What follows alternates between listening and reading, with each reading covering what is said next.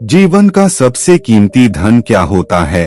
एक शिष्य ने अपने गुरु से सवाल किया। गुरु ने इसका उत्तर देते हुए जवाब दिया कि चाहे मेरे पास पैसे ना हो, चाहे रहने के लिए छत भी ना हो, चाहे कोई सुख सुविधा ना हो, लेकिन अगर मेरा शरीर स्वस्थ है तो मैं दुनिया का सबसे धनवान आदमी हूँ। शिष्य ने पूछा कि गुरुदेव, आपकी उम्र 100 साल के ऊपर कर चुकी है और फिर भी आप इतने स्वस्थ हैं। आपकी बुद्धि बड़ी ही तीर है और आपका चेहरा भी सूर्य की तरह चमकता रहता है और वहीं पर आपके बदन से भी चंदन जैसी खुशबू आई है। शिष्य ने कहना जारी रखा कि गुरुदेव, मेरे मन में बहुत बार आया है कि मैं आपसे इसका रहस्य जानूं, लेकिन संकोच में आपसे पूछ नहीं पाता हूँ। कृपया करके आज मुझे वो साधारण से नियम बताने की कृपा करें, जैसे मैं भी आपकी तरह स्वस्थ और निरोगी रह सकूं। नियम अगर आसान होंगे गुरुदेव, तो उसका अनुसरण मेरे माता पिता भी कर पाएंगे, क्योंकि वो बूढ़े हो चुके हैं। तो कृपा करके साधारण से तरीके बताना, ताकि कोई भी ग्रस्त आदमी उन नियमों का पालन पूरा कर सके। गुरुदेव ने कहना आरंभ किया। सबसे पहले उन्होंने बताया कि सबसे पहले तुम्हें पाचन तंत्र की क्रिया को समझना होगा। जो भी आयुर्वेद का विद्वान होता है वो ये जानता है कि अगर आपका पाचन तंत्र लगातार भोजन पचाने में लगा हुआ है तो स्वाभाविक है कि ऊर्जा की खास मंत्र आपके भोजन को पचा रही है। इसी कारण ज्यादा भोजन करने के बावजूद आपका दिमाग और आपका शरीर अपने बेहतरीन स्तर पर काम नहीं कर पाता। तुमने देखा होगा कि भोजन करने के बाद जब पाचन क्रिया शुरू होती है तो हर जानवर नीचे बैठ जाता है। वो बस बैठ जाते हैं क्योंकि दूसरी चीजों के लिए पर्याप्त ऊर्जा नहीं बचती है। चाहे वो मांसाहारी हो या शाकाहारी हो, हर जानवर खाने के बाद नीचे बैठ जाता है और ये इंसानों के लिए भी एक प्राकृतिक जरूर है। खाने के बाद वो बैठ जाना चाहते हैं क्योंकि दूसरी चीजों के लिए पर्याप्त ऊर्जा नहीं होती। अगर आप अपनी पूरी क्षमता का इस्तेमाल करना चाहते हैं तो आप अपने शरीर को ऐसा बना कर रखिए कि आप जो भी खाएं, कुछ भी खाएं, तो 1.5 से 2 घंटे के अंदर आपका पेट खाली हो जाना चाहिए। पेट खाली होने का मतलब है पेट की थैली खाली होना, यानी कि जब भोजन आज के दूसरे भाग में चला जाता है तब पेट खाली हो जाता है। वो पाचन नहीं होता है, वो ऊर्जा को ग्रहण करती है। इस ऊर्जा को ग्रहण करने के लिए ज्यादा ऊर्जा नहीं लगती है। ऊर्जा लगती है पाचन क्रिया में। जब खाना पेट की थैली में मौजूद हो तो बेहतर है कि आप अपनी गतिविधि को कम कर ले। अब अगर सोचिए हर दिन आपके पेट में खाना मौजूद रहेगा तो आप अपने जीवन की पूरी क्षमता काम कर लेंगे। अब खुद देखिए कि आपके पेट में खाना मौजूद होता है तब शरीर कैसा महसूस करता है, और जब पेट खाली होता है तब शरीर कैसा महसूस होता है। आप खुद पाएंगे कि आपका शरीर और आपका दिमाग तब बेहतरीन रूप से काम करता है जब आपका पेट खाली होता है। इसका एक पहलू और है। देखिए, हम सब जानते हैं कि हमारा शरीर हर समय नई कोशिकाएं बनाता रहता है और पुरानी कोशिकाएं खत्म करता रहता है, जिससे हमारे शरीर का शुद्धिकरण होता रहता है। लेकिन जब भोजन हमारे पेट में होता है, यानी कि हमारा पेट जब खाली नहीं होता, तो यह शुद्धिकरण 80% कम हो जाता है। वो सारी गंदगी जो शरीर से अपने आप बाहर निकलती थी, अब वो निकालनी बंद हो जाएगी, जो कुछ समय बाद आपके लिए तरह तरह की समस्याएं पैदा करेंगे। देखिए, योग में पेट का हमेशा साफ रहना बहुत ही महत्वपूर्ण होता है। किसी भी पारंपरिक प्रणाली में अगर आप देखेंगे तो आप पाएंगे कि जब भी आप किसी आयुर्वेदिक डॉक्टर या किसी वैद्य के पास जाते हैं तो सबसे पहले वो आपके पेट की सफाई करते हैं, क्योंकि वह जानते हैं कि आपकी ज्यादातर प्रॉब्लम्स पेट साफ ना होने की वजह से ही है। सिर्फ एक दिन के लिए अपने पेट को पूरी तरह से साफ करने के बाद महसूस करें कि आपको कैसा महसूस होता है। आप अपने अंदर बहुत हल्का और सुंदर महसूस करेंगे। हर दिन आपको इसी तरह महसूस होना चाहिए।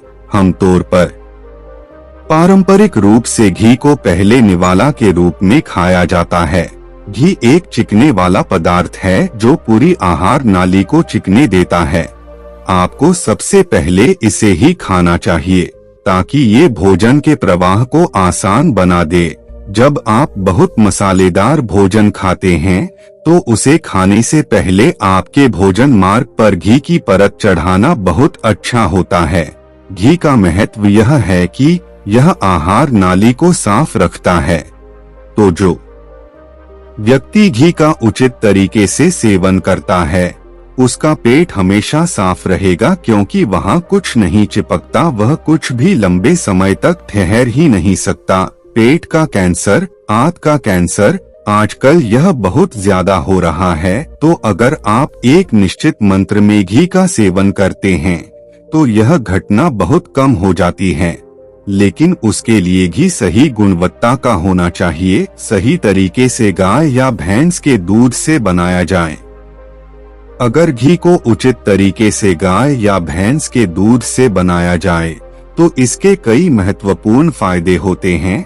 शिष्य ने सवाल पूछा कि गुरुदेव, पाचन क्रिया तो मैं कुछ समझ गया हूँ, लेकिन आप यह बताएं कि आपकी तरह सूर्य जैसा तेज चमकता हुआ चेहरा प्राप्त करने के लिए क्या करना चाहिए। गुरु ने इसका उत्तर देते हुए कहना शुरू किया कि देखिए, आज के समय में बहुत सारे लोग सुबह उठते ही खाली पेट चाय पीते हैं।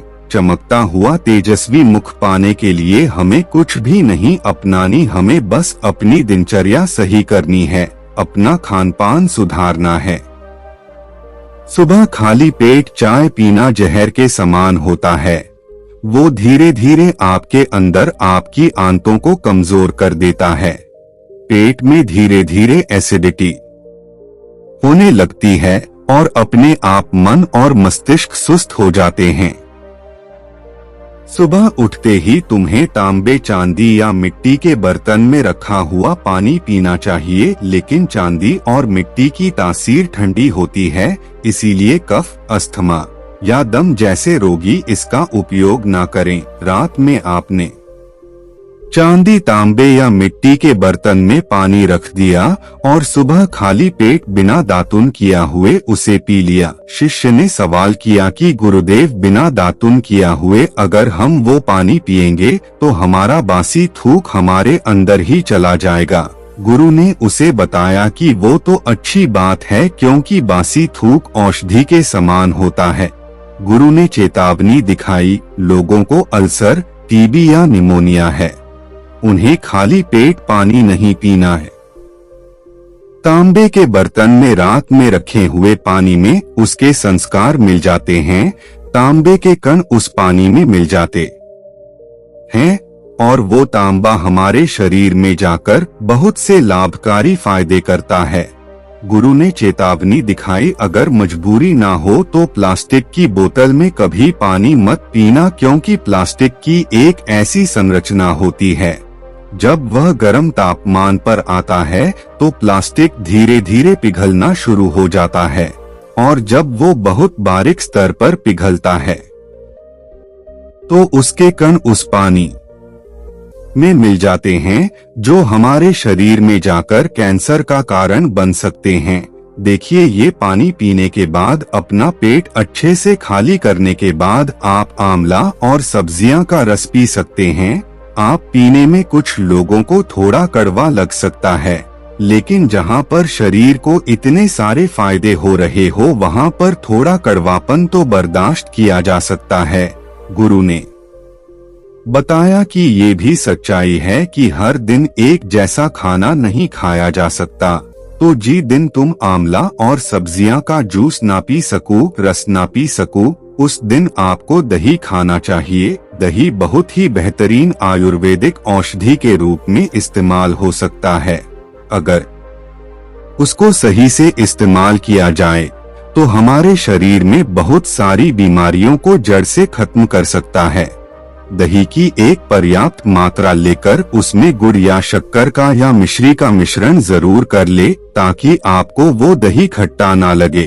अगर दही में गुड़ मिलाते हैं तो गुड़ बहुत ज्यादा नया नहीं होना चाहिए। गुड़ जितना ज्यादा पुराना होगा उतना ही लाभकारी होगा।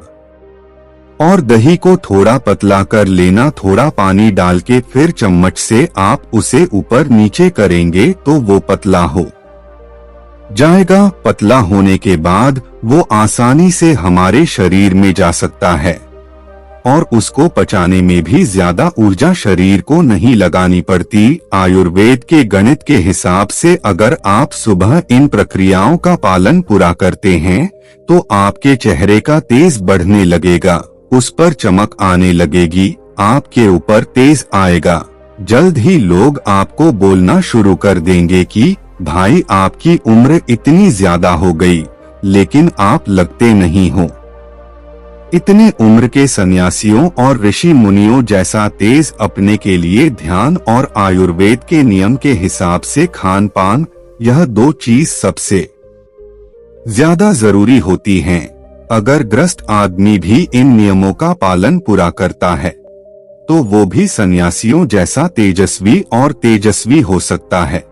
शिष्य ने आखिरी प्रश्न किया कि गुरुदेव, मुझे यह दो नियम तो अच्छे से समझ में आ गए हैं। पहले नियम, अपने पेट को खाली रखेंगे तो हर बीमारी से मुक्त रहेंगे। दूसरा नियम कि हम अपने चेहरे पर तेज कैसे प्रकट कर सकते हैं। बस एक आखिरी समस्या का समाधान और करवाना है। मैं आपसे पूछना चाहता हूँ कि जैसे जैसे आदमी की उम्र बढ़ती है तो उसके आंखों की और उसकी दिमाग की क्षमता कम हो जाती है, तो उस क्षमता को बरकरार बनाए रखने के लिए किन नियमों का पालन पूरा करें, या फिर क्या खान पान अपने दैनिक जीवन में। अपने गुरु ने खुद की तरफ इशारा करते हुए कहा कि जैसे जैसे उम्र बढ़ेगी वैसे वैसे बुद्धिमान होते जाओगे। बस मैं जो नियम बता रहा हूँ उनको ध्यान से सुन लोगे तो सारे समस्याएं का हल हो जाएगा। सबसे पहले सफेद कद्दू के औषधि गुण के बारे में जानो। आयुर्वेद के गणित के हिसाब से सफेद कद्दू का जूस कैंसर को मिटाता है और साथ ही दिमाग की क्षमता को बढ़ाता है। दीक्षित यानी कि तेज बारीक बुद्धि।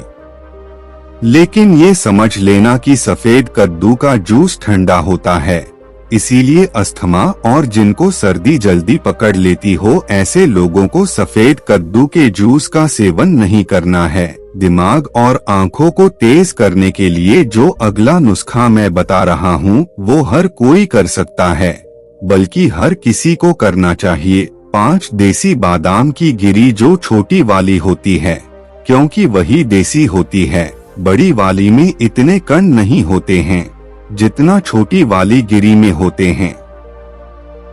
5 वैसी छोटी गिरी और 1 अखरोट रात को पानी में भिगो दो, सुबह उनके छिलके उतारो और उन के किसी पत्थर के कराल में। याद रखना, पत्थर का कराल किसी ऐसे वैसे बर्तन में नहीं कि इससे उसकी गुणवत्ता खत्म हो जाती है। उसे पत्थर में यह डालने के बाद उसे कूटना शुरू करो। धीरे धीरे जब आप उसे पीसेंगे तो वह बारीक होने लगेगा और उसके बाद उसमें दूध डालना शुरू करो। ऊपर से दूध गाय का रहेगा, वो सबसे ज्यादा बेहतरीन रहेगा। दिमाग के लिए इस्तेमाल करने को भैंस का या बकरी का भी कर सकते हैं, लेकिन गाय का दूध सबसे ज्यादा महत्वपूर्ण हो जाता है।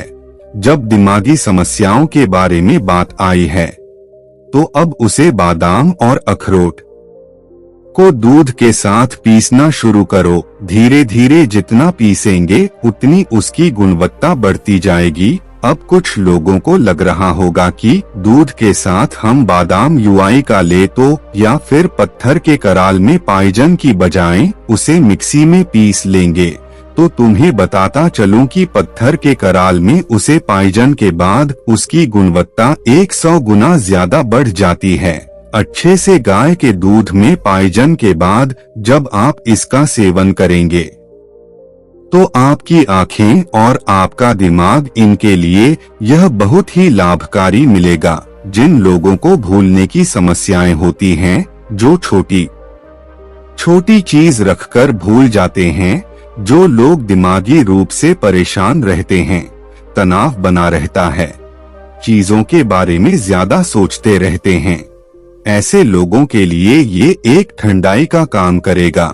उनके दिमाग में एक ठंडक पहुंचाएगा, जिससे उनका दिमाग अपने बेहतरीन स्तर पर काम कर पाएगा। शिष्य ने ये नियम अच्छे से कंठस्थ कर लिए और उसके बाद घर जाने के लिए अपने गुरु से आज्ञा मांगी। शिष्य अपने गुरु से आशीर्वाद लेकर अपने घर की तरफ प्रस्थान कर गया।